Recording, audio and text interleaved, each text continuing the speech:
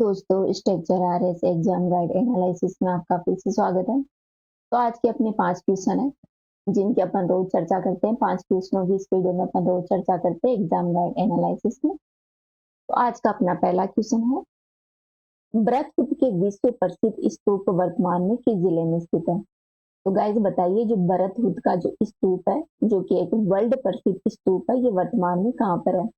तो गाइस वर्तमान में यह जो अपना मध्य प्रदेश है, वहां का एक जिला है सतना, वहां पर ही लोकेटेड है।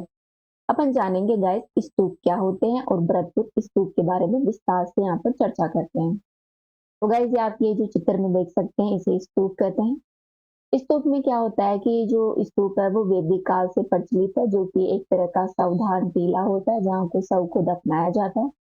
इसकी वास्तुकला के बारे में बात करें तो ये गाइस एक बेलनाकार ड्रम के रूप में होता है। ऐसा ये बेलनाकार ड्रम के रूप में, जिसमें गोल होता है, हर्मिका होती है, छत्र होता है और अंडाकार होता है। ठीक है, ये यीस्ट है, ये इसकी छत्र है, ये हर्मिका और ये क्या होता है, अंडाकार होता है। ठीक है, अंडाकार ये अंडाकार ये जो क्षेत्र है, इसमें बुध के अवशेष है वो ढकने के लिए मिट्टी के टीले के प्रतीकात्मक के रूप में। ठीक है, साथ इसमें जो बुध के अवशेष है इसको ढका गया है इस अंडाकार अवशेष से। हर्मिका होती है वो टीले को ऊपरी चौकोर रेलिंग होती है। हर्मिका, ये देखो ये हर्मिका है, ये जो अंडाकार है इसके ऊपर होती है, ये जस्ट यहाँ पे। ठीक है, और छत्र होता है वो ट्रिपल छत्र को सहारा देने वाला एक केंद्रीय स्तंभ होता है। ठीक है, ये है केंद्रीय स्तंभ और इसके नीचे जस्ट यष्टि होते हैं। ये पूछ ले जाते हैं सिक्वेंसिंग में भी कौन कहाँ आता है। अंडा आता है, फिर हर्मिका, फिर यष्टि, फिर छत्र आता है। ठीक है दोस्तों, इस स्तूप के बारे में परिमित सामग्री के बारे में बात करें तो इसका जो मुख्य भाग होता है वो कच्ची ईंटों से बना है। ठीक है, कच्ची ईंटों से बना होता है, जिसे बाद में पक्की ईंटों से इसे बनाया गया। मतलब जो मुख्य भाग बुद्ध के अवशेष हैं जो स्तूप में मिले हैं, वो मुख्य रूप से तो कच्ची ईंटों से बना गया, जिसे बाद में पक्की ईंटों से मजबूत किया गया है। बाद में इसमें प्लास्टर और मेडी का भी निर्माण किया गया है और तोरण भी बनाए गए हैं, जिस पर लकड़ी की मूर्तियों को भी आप देख सकते हैं। दोस्तों, एग्जाम्पल की बात करें कि स्तूप कौन कौन से हैं, तो मध्य प्रदेश में एक सांची का स्तूप है जो कि बहुत ही प्रसिद्ध है। ये अशोक के सबसे प्रसिद्ध स्तूपों में से एक है। इसके अलावा उत्तर प्रदेश का पीपर हवा स्तूप है, जो कि भारत का सबसे पुराना स्तूप माना जाता है। बुद्ध से जुड़े हुए या फिर बुद्ध की मृत्यु के बाद जो भी स्तूप बनाए गए उनके बारे में देखें तो राजगृह, वैशाली, कपिलवस्तु, अलकापरा, रामगराम, बेथापीड़ा, पावा, कुशीनगर और पीपलवन ये प्रमुख क्षेत्र हैं जो कि बुद्ध की मृत्यु के बाद में स्तूप यहाँ पर बनाए गए थे। एक स्तूप अपने राजस्थान के बेराट क्षेत्र में भी है, जो कि गोलाकार है, जिसके चारों ओर प्रदक्षिणा पथ भी बना हुआ है। बुद्ध से जुड़े हुए स्तूपों के बारे में बात करें तो उत्तर प्रदेश का राजगृह, वैशाली, बेथादिबा और पावा है, ये बुद्ध से जुड़े हुए हैं। वही नेपाल में कपिल वस्तु, अलकप्पा और रामग्राम ये नेपाल में है। उत्तर प्रदेश में अपन ने देखा था ये राजगृह, वैशाली, वेदफा, पावा, इसके अलावा यहाँ पर कुशीनगर और पीपलवन भी है। वही अवंती और गंधार अन्य स्तूप है। इसके अलावा भरत, बोध गया, अमरावती और नागार्जुन कोड़ा अन्य राज्यों में फैले हुए गाइस बौद्ध स्तूप है। ठीक है, अब अपन देख लेते हैं बृहस्पति स्तूप के बारे में। दोस्तों, बृहस्पति स्तूप है वो मध्य प्रदेश के सताना जिले में लोकेटेड है। ठीक है, यहाँ प्राचीन बौद्ध स्तूप कलाकृतियां और अन्य पुरातात्विक वस्तुओं के लिए प्रसिद्ध है। इसके जन्म की बात करें, ऐतिहासिक संदर्भ के बारे में बात करें तो गाइस इसका निर्माण है वो अशोक के शासनकाल में किया गया था, लगभग 250 बीसी के आसपास में। ठीक है, बाद में शंगु वंश आया 200 ईसा पूर्व के आसपास, 100 ईसी के आसपास। जो पुष्यमित्र शंगु है, शंगु वंश, इन्होंने इसका संशोधित इसको मजबूत बनाया। मतलब इसका कच्चा रूप है वो तो अशोक ने बनाया था, बाद में जो पुष्यमित्र शंगु है अर्थात शंगु वंश के जो राजा थे, इन्होंने इसको मजबूती प्रदान की। बाद में गाइस 1837 में एलेक्जेंडर कनिंघम थे, इन्होंने इसकी खोज की, इस स्थल का पता लगाया। दोस्तों, यहाँ से प्राप्त जो पुरातात्विक महत्व की जो वस्तुएं हैं उनको कलकत्ता जो भारतीय संग्रहालय है उसमें रखा गया है। साथ ही प्रयागराज का जो संग्रहालय है वहां पर भी इसके कुछ अवशेष आप देख सकते हैं। इसके कलात्मक महत्व के बारे में बात की जाए तो ये बौद्ध कला की अनेकों चरण का प्रतिनिधित्व करता है, जहाँ बुद्ध को मानव रूप के बजाय प्रतीकों के माध्यम से दर्शाया गया। ठीक है, तो यहाँ पर जो बुद्ध देख सकते हैं वो प्रतीकों के माध्यम से दर्शाए गए हैं, यहाँ पर मानव रूप में नहीं दर्शाए गए हैं। सामान्य प्रतीकों के रूप में क्या होता है, मतलब बुध को जो प्रतीकों के रूप में दर्शाया गया है, ये प्रतीक कौन कौन से? प्रतीक में आता है धर्म चक्र परिवर्तन, बोधि वृक्ष और पद चिन्ह। 3 चीज है, धर्म चक्र, बोधि वृक्ष और पद चिन्ह। इनके माध्यम से यहाँ पर बुध को दर्शाया गया है। इस स्तूप की वास्तुकला की विशेषताओं के बारे में बात करें तो स्तूप को एक पत्थर की रेलिंग से घेरा गया है, जो कि जटिल राहतों से सजा हुआ है। यहाँ पर विभिन्न जातक कथाओं का भी और बुद्ध से जुड़ी हुई जो भी कथाएं हैं उनके विषय की थीम के चित्र आप यहाँ पर देख सकते हैं। दोस्तों, जातक कथाएं होती हैं बुद्ध के जन्म से जुड़ी हुई, बुद्ध से रिलेटेड जो भी कथाएं हैं उनके बारे में, मतलब भगवान बुद्ध ने जन्म लिया था उससे पहले की जो भी कथाएं हैं वो जातक कथाएं हैं। तो जातक कथाएं और बुद्ध से जुड़ी हुई जो थीम है उनकी कहानियों का चित्रण है वो आप भरतमुनि स्तूप पर देख सकते हैं। यहाँ पर ऊंची ऊंची मूर्तियां हैं जो कि मौर्यकालीन यक्ष और यक्षिणी की मूर्तियों का प्रतिनिधित्व करती हैं। ठीक है। इसके सांस्कृतिक महत्व के बारे में बात करें तो रेलिंग और प्रवेश द्वार पर आप नक्काशी देख सकते हैं, जहाँ पर आम लोगों, भिक्षण भिक्षुओं का योगदान भी आप देख सकते हैं। भिक्षु भिक्षुण है जो कि बौद्ध के जो भक्त थे उनको कहते हैं। तो ये हुआ अपना भरत स्तूप के बारे में। ठीक है। अपना अगला क्वेश्चन है, अगला क्वेश्चन है रानी रूपमती और बाज बहादुर की कहानी निम्न में से किससे संबंधित है?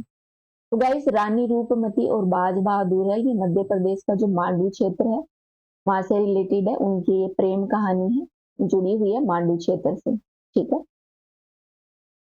नेक्स्ट क्वेश्चन है, किस मुस्लिम शासक ने सिक्कों पर लक्ष्मी अंकित किया था?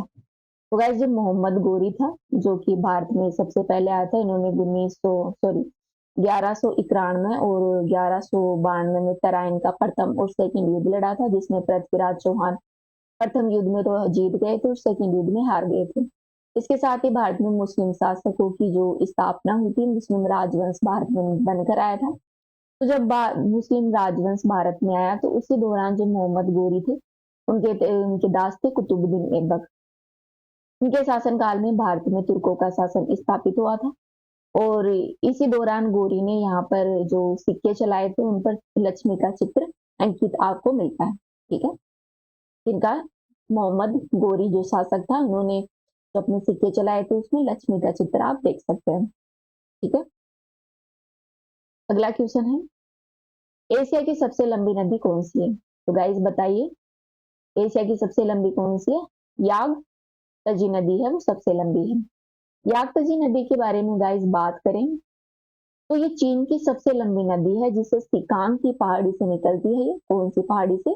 चीन में एक पहाड़ी है सिकांग की पहाड़ी, वहां से निकलती है और दक्षिण पश्चिम से उत्तर पूर्व की ओर ये है, दक्षिण पश्चिम से उत्तर पूर्व की ओर ये बहती हुई कहाँ गिरती है? पूर्वी चीन सागर में। ये है, ये पूर्वी चीन सागर है, यहाँ पर ये नदी है वो गिर जाती है। ठीक है। गाइस, ये विश्व की तीसरी सबसे बड़ी नदी है। कौन सी? विश्व की तीसरी सबसे बड़ी नदी है और ये पूर्णतः चीन में बहती है, अर्थात पूर्ण रूप से चीन में बहने वाली एशिया की सबसे बड़ी लंबी नदी भी है। ठीक है।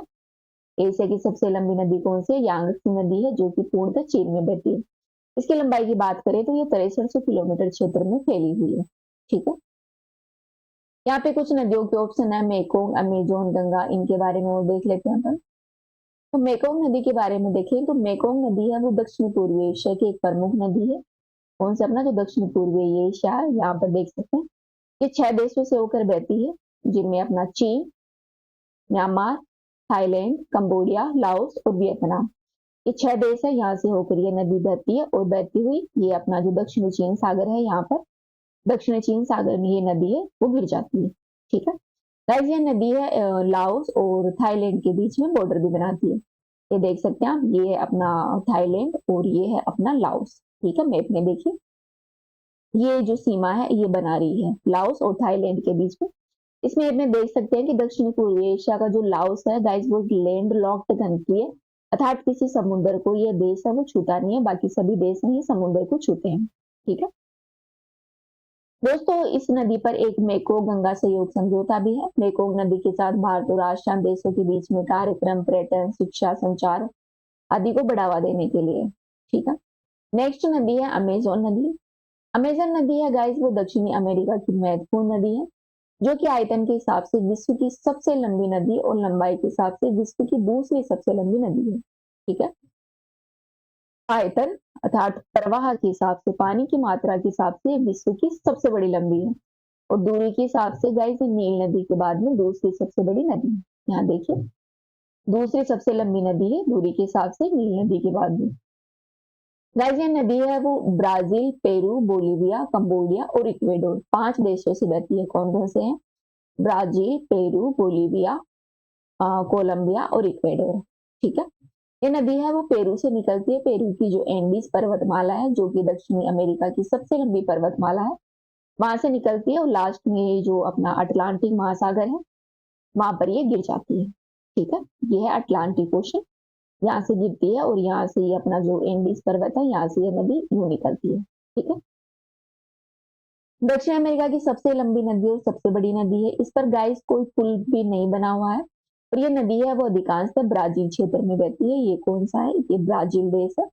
ब्राजील में बहने वाली ये महत्वपूर्ण नदी है, जो कि अमेजन के बेसिन है उनके लिए ये महत्वपूर्ण काम करती है। ठीक है, गंगा नदी के बारे में तो आप जानते ही होंगे, तो इसकी चर्चा नहीं करेंगे। अगला क्वेश्चन है, मृणालिनी साराभाई का संबंध किस कला से है? गाइस बताइए, मृणालिनी साराभाई। मृणालिनी साराभाई है गाइस वो भरतनाट्यम से जुड़ी हुई है। अपन भरतनाट्यम के बारे में यहाँ पर विस्तार से चर्चा करेंगे। तो गाइस 19वीं शताब्दी के शुरुआत में राजा सतजी, कौन? राजा सतजी के द्वारा समर्पित तंजोर चौकड़ी है, ने समकालीन भारतनाट्यम प्रदर्शन को पेरिस थीम का आकार दिया, जिसे तंजोर नाट्य कला के नाम से भी जाना जाता है। तंदूर चौकड़ी में कौन कौन है? कोयन्ना, त्रिचन्नया, शिवानंद और वेडुली, वेडी वेली। ठीक है दोस्तों, भारतनाट्यम है वो एक तरह का एकल नृत्य है, जिसमें नर्तक प्रवृत्ति और अभिनय के माध्यम से साहित्य को व्यक्त करता है। कैसे करता है? नर्तक है वो मूवमेंट करता है, अभिनय करता है, उसके माध्यम से साहित्य होता है जो अपना साहित्य है उसको ये व्यक्त करता है। ये एकहार्य शैली को प्रदर्शित करने वाला महत्वपूर्ण नृत्य है। जैसा एकहार्य शैली को प्रदर्शित करता है, जहाँ एक नर्तक एक ही प्रदर्शन में कई महत्वपूर्ण भूमिकाएं निभाते हैं। गाइस इस नृत्य के उद्गम के बारे में बात करें तो इस नृत्य का उद्गम है वो देवदासियों की विरासत है। अर्थात गाइस कुछ व्यक्तियां होती थी, बिन ब्याही लड़कियां होती थी, जिनको मंदिर को उपहार में दिया जाता था।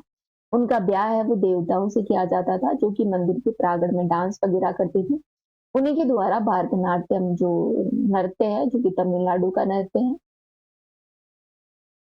इसके प्रदर्शन के ढंग के बारे में बात करें कि अर्थात जो भारतनाट्यम है वो किया कैसे जाता है। तो गाइस इसकी शुरुआत है वो देवताओं के आह्वान के साथ शुरू होती है। फिर आता है इसका जो पहला अंश होता है उसका नाम होता है अल्लारितो। ये देखिए अल्लारितो इसका प्रथम अंश होता है, जिसका मतलब होता है फूलों का खिलना, जो ध्वनि अक्षरों के उच्चारण के साथ शुद्ध नृत्य का मिश्रण होता है। इसके बाद में आता है जाति सवरम। जाति सवरम है वो कर्नाटक संगीत के आधार पर आधारित एक विशुद्ध लय लघु नृत्य करती है। ठीक है, इसमें साहित्य शब्दों का गाइस अभाव होता है, इसमें अदाओ भी शामिल होता है। ठीक है, जो कि विशुद्ध नृत्य अनुक्रम शामिल है। ठीक है, फिर इसमें शब्दम आता है। शब्दम है गाइस वो जाति सवरम है उसका अनुसरण करता है और शब्दों के माध्यम से व्यक्त किया जाने वाला एक नाटकीय अंश होता है। फिर वर्णम का प्रदर्शन किया जाता है, जिसमें नृत्य और नृत्य दोनों के अभिनव इसमें शामिल होते हैं। दोस्तों नर्तक अपने तालबंद कौशल का प्रदर्शन करते हुए दो गतियों पर जटिल तालबंद स्वरूप को इसमें प्रस्तुत करता है। ठीक है, इसके बाद अभिनय का उपयोग है वो साहित्यिक पद्धतियों को चित्रित करने के लिए किया जाता है। तो नर्तक के अभिनय कौशल और नृत्य कला की रचनात्मकता को प्रदर्शित करता है। दोस्तों एक सामान्य रचना में कीर्तनम, जिसका मतलब होता है जोर से पाठ करना, कर्तिस अर्थात संगीत पर जोर देना, और पदम और जवालिस शामिल है। क्या होता है इसमें? कीर्तनम, कर्तिस, पदम और जवालिस इसमें इंक्लूड होते हैं। दोस्तों कीर्तनम और कर्तियों में भक्ति प्रसंग है, ये दोनों इंक्लूड होते हैं, जबकि पदम और जवालिस में प्रेम प्रसंग होते हैं। ठीक है, कीर्तनम कर्तिस में क्या होते हैं? भक्ति पर, और पदम और जावलिस में क्या होते हैं? प्रेम प्रसंग इंक्लूड होते हैं। ठीक है, फिर आता है तिलन्ना। तिलन्ना प्रदर्शन का समापन करता है। यह साहित्य की कुछ पंक्तियों के साथ एक संगीतमय शब्दांश के का एक जीवंत नृत्य होता है। ठीक है, तो इसका अंतिम भाग क्या होता है? किलन्ना। दोस्तों, प्रदर्शन दिव्य